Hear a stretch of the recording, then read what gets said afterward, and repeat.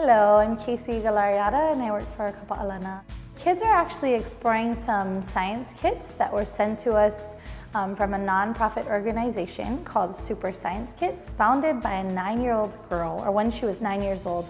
Her name is Angelicas Mission, and her mission really is to expose young children to science, primarily at-risk children, at-risk youth children to science. We received a little under 100 kits, and in the kits were just all kinds of different materials and things the kids could use. There was balloons and tape and spinners, so lots of things for the kids to explore. The whole thing was STEAM, the whole thing was science, there was technology, there was a lot of engineering, putting stuff together, building stuff, problem solving.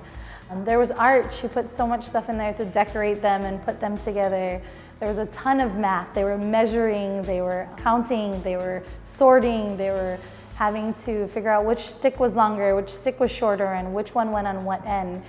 I think anytime we have someone invest in our families or in our children here in Kapa'alana or at the shelter, I think it says something about them being important and valued, and I think the children feel like they're important, and they feel like someone's investing in them, and the kids had so much fun today, and I'm thankful that we were able to provide that for them through Super Science Kids.